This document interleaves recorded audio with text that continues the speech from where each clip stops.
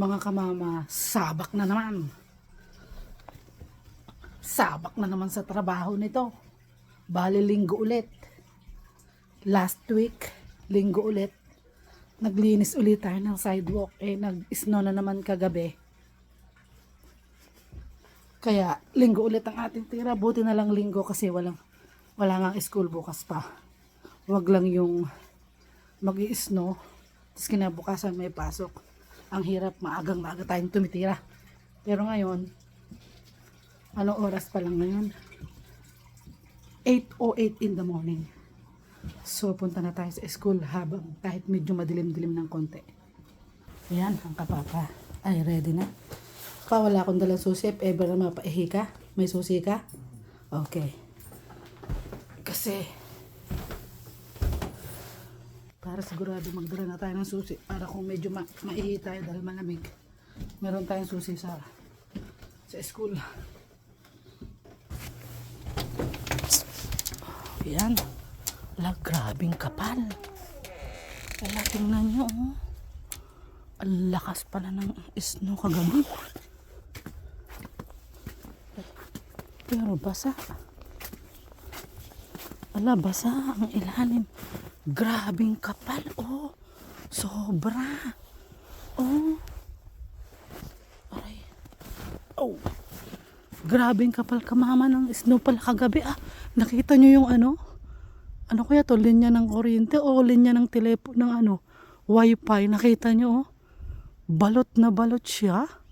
Sobra. Ala, grabing kapal. Lakas pala ng snow kagabi. Tingnan yung paligid mga kamama. Tapos ibang klase ang snow. Para siyang parang basa ang snow, ah. Mahirap nitong itira natin sa basa nga ang snow. Anong weather ba?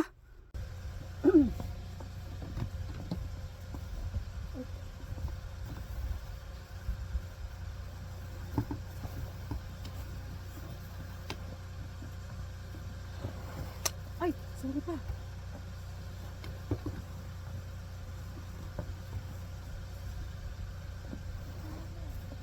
Matunaw kasi.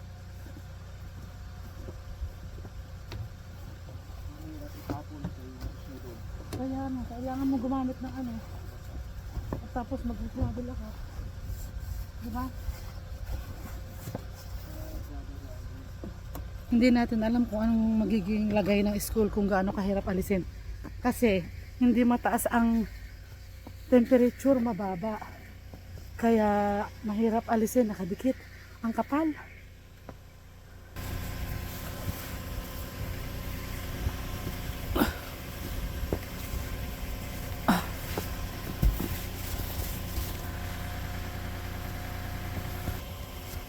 Hindi ko maisulong to, ah. Ang hirap dito sa school, ah. Sobrang hirap lang dadanasin natin ngayon. Aray ko, kakaiba to. Kakaibang snow. Napakakapal. Grabe na itets. Grabing hirap ng natin. Pagkatapos ng ating alisan niya ng snow, pupunta tayo sa school. So ito yung SUV natin. Okay na siya. Malamig na umaga mga kamama. Samahan nyo kami mag-alas na snow sa ating mga sasakyan. See?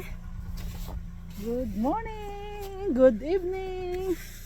Saan man tayo sulok ng mundo, tingnan nyo ang kamama. Sige papa, good morning. Kasabak naman tayo sa school. Wow. Pala. +1 pala mga kamama, kaya pala naman nagtutulo ang snow pagkakakapal. Sana hindi tayo mahirapang mag-alis. Sasabak na naman tayo sa ating trabaho. Kasi nga bukas ay may pasok. Kailangan malinis na natin ang sidewalk ng school. Pero ang maganda mga kamama, nag-i-snow ng makapalaga nito ano, Sabado or Linggo, at least may oras ka pa na linising mabuti ang sidewalk ng school. Kaysa yung dahan ka papa. Mag-i-snow siya yung Linggo ng gabi, tapos umaga nagmamadali ka. Grabe ang hirap ng ano papa. Mag-ingat ka. Kung masyadong mabilis, dito lang naman tayo. Masyadong ras na ras kami pag ganon, pag Linggo ng gabi. Tapos malulunisan, puro snow. Madaling araw pa lang, 3:30, nandyan na kami. O sino kaya nakatayo? Sino kaya nakatayo na yan? Sa gitna ng daan na yan. Ba ang linis dyan sa pinakaano? May naglinis na pala. Ang dumi ng aking camera. Bakit kaya? Wala. Ay, may aso. May naglinis na pala ng ano. Nagpapataya. Bakit diyan ka nagpapataya sa school? Matatapakan pa ng mga bata. Dakutin mo yan.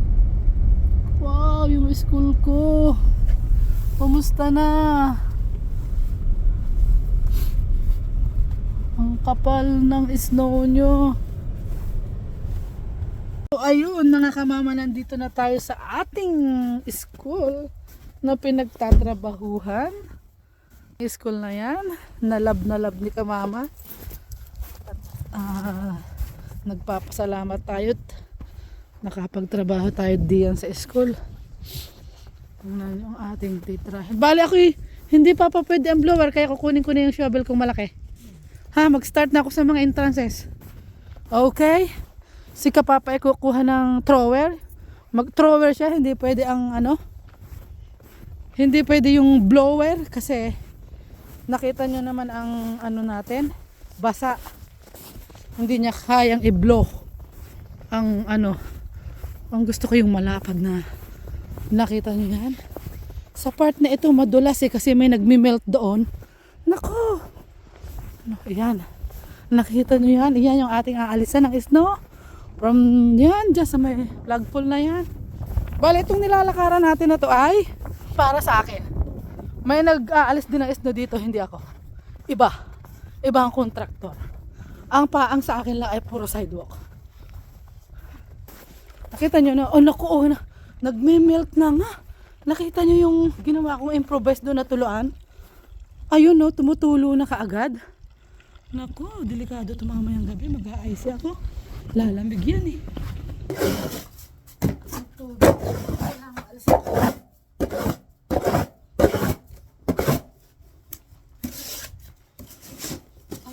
Basa. Mahihirapan ang nito. Grabe. Mahihirapan ang gamit natin. Ang bigat. Basang-basa siya.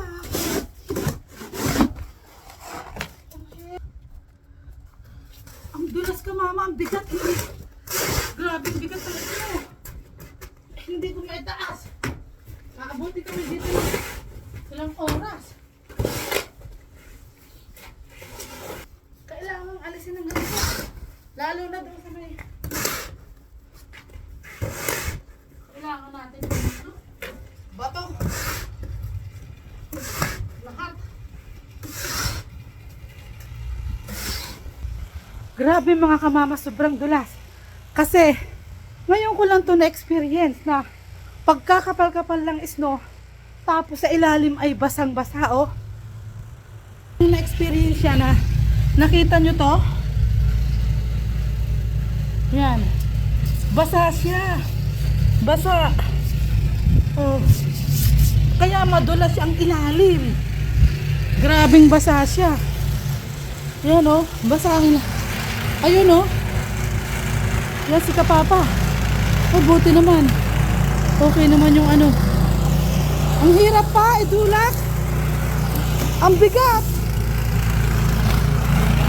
Buti na lang, okay yung machine namin kahit maliit.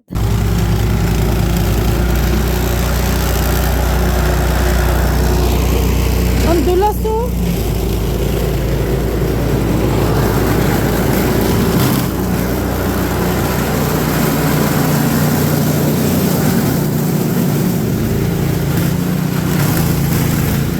wag naman sana masisira yun.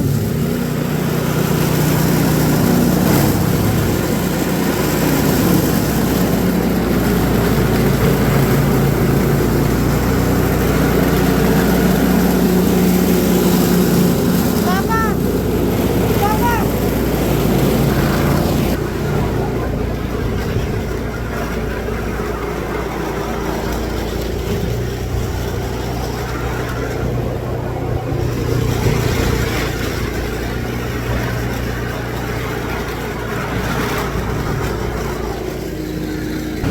Nahihirapan po ako mag-shovel kasi sobrang bigat. Bale, aayusin ko na lang po yung mga gilid-gilid.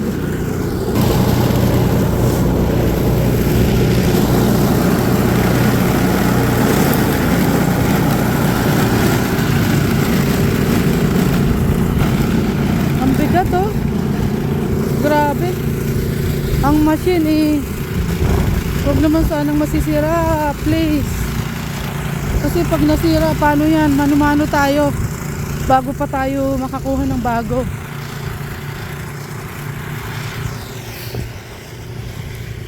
Anuhan ko tong dinadaanan ng mga tao dito. Unahin ko.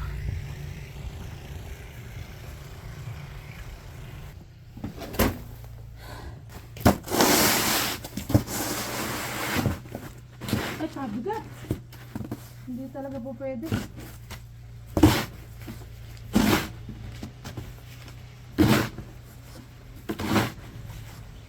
Yan, uunahin ni Kapapa dito kasi baka may dumaan.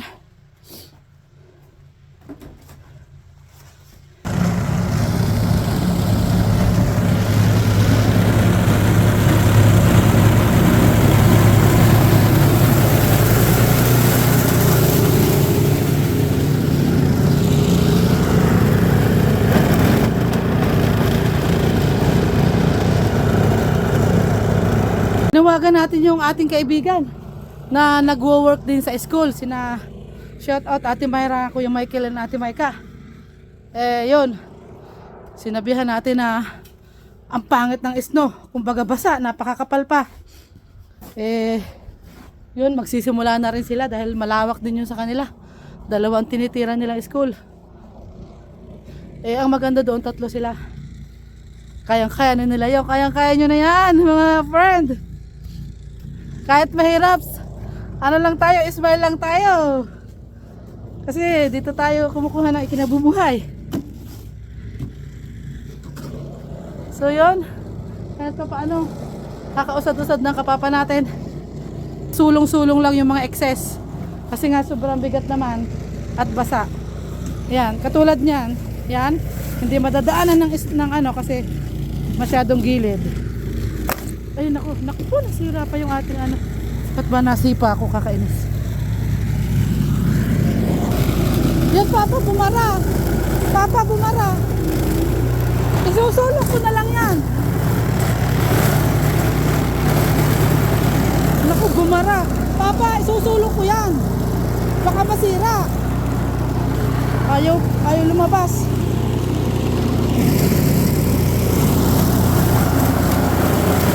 Bumabara po kasi mga basa.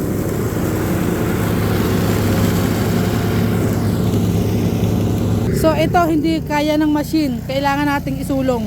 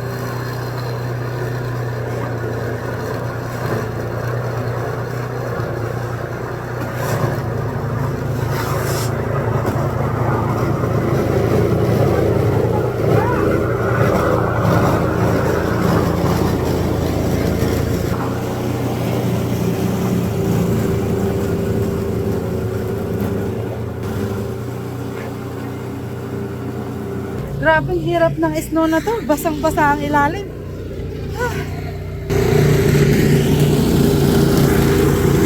Napakadulas nito bukas ng umaga.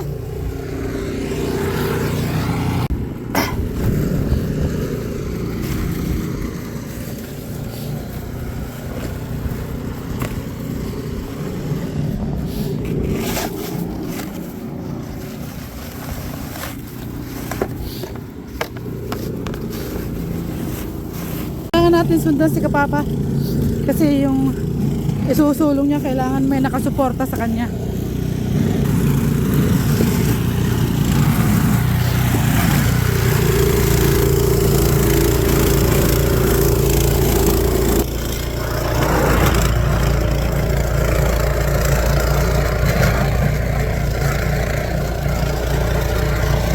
Ibang klaseng hirap nito. Grabing ngawit namin. Wala pa kami sa 1/4. Oh. Wala pa yan sa 1/4 ha, mga kamama. Bali naka-L pa lang yan. Meron pa sa likod, meron sa side, meron sa front. Grabe na itich. Yan isang pagkahaba-haba. Tapos itong pagkalapat-lapad na to. So ayan, tapos na tayo dito sa likod. Ayan. Yung likod natin. At yung pinakapasukan natin. Ayan. Tingnan mo. Ito, bali sa grade 1 pasukan. Ayan. Bali yung straight na yan. Yung isang yan ay town ang mag-aalis ng snow. So iyon, doon tayo pumapasok. Straight yan sa dulo. So ito yung side na pasukan. Side na pasukan. Ito yung side natin. Diyan tayo pumapasok doon sa unang pinto. Then ito yung pinakalikod. Grade 1. Pasukan ng grade 1. Dito naman. Pasukan ng grade 2. Ito. Pasukan ng grade 2. At doon pasukan ng grade 6. At saka 5 na pinaghati. Ito naman yung ating stock room. So doon tayo sa pinakakabilang side ng likod. Ito yung pinakalikod talaga na natin. So dito naman tayo sa, kita nyo basang basa kasi nga nagme-melt, positive 1. Yung saloy-soy ko tumutulo ka agad. So lubog yung paa natin dito. Kasi basa. Yeah. Napakatindi ng na to. Snow tapos positive. Ito mahirap. Talaga yung sipon mo ay tutulo. Tapos may dala pa tayong cellphone. Okay lang. Pero okay lang. Ito yun naman yung exit ng gym natin. Alisan. Exit ng gym natin. Ayan.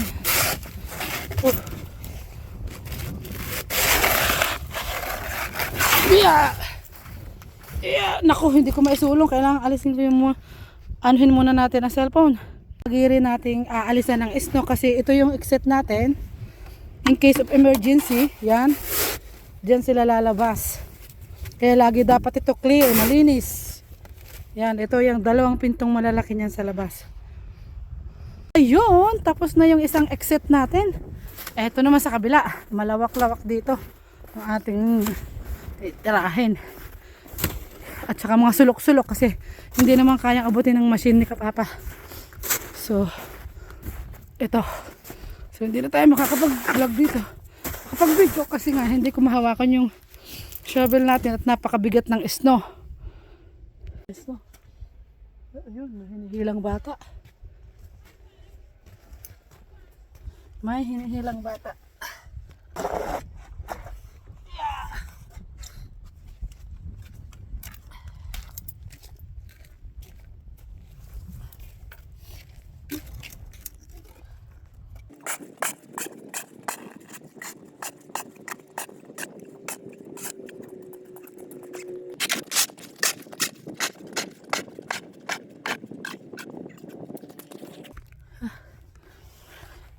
Hirap. Pag mano-mano ang hirap.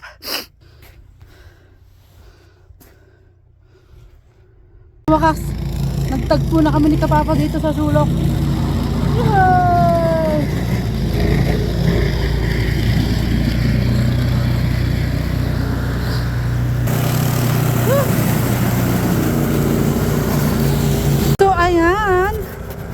Aha, malapit na kaming matapos.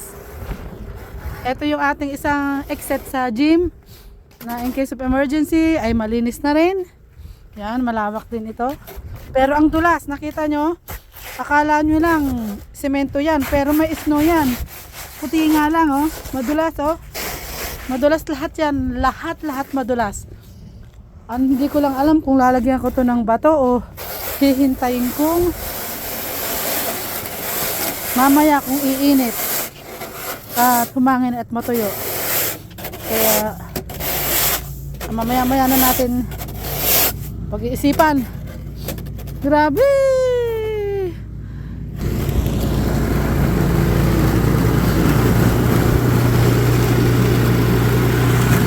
Dati pinapangarap ko lang dito sa Canada makakita ng snow. Ngayon nagpapala tayo ng snow ngayon. Natupad naman yung mga pangarap.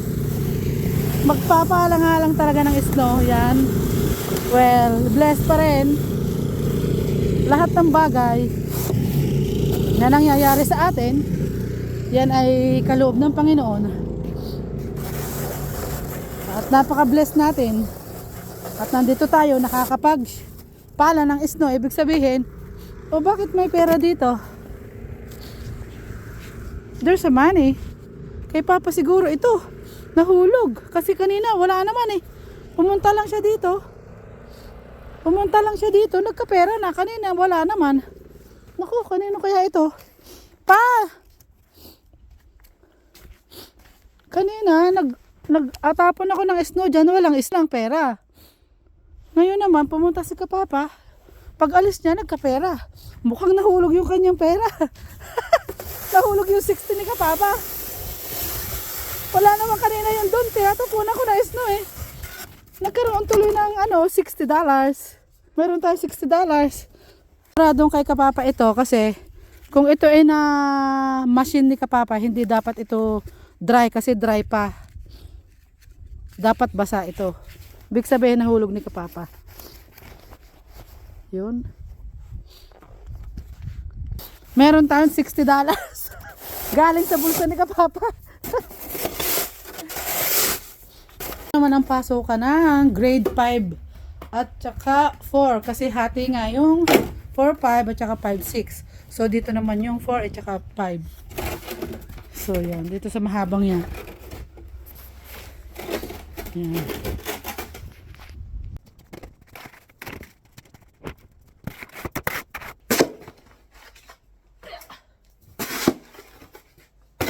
So ayan, tingnan nyo mga kamama kung gaano kahaba. Ito yung pinakakabilang likod. At ito yung paikot na to yung sa front. Ayan.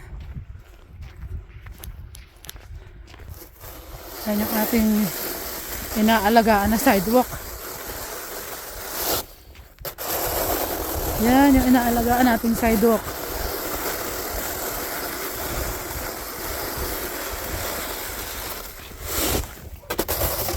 So ayan. Pinaka main entrance. Ito yung pinakamalapad. Yung tatlong malalapad na yan. Na talagang pahihirapan ka dahil may saloy-soy. Yan. Saka yung pinaka plug pool.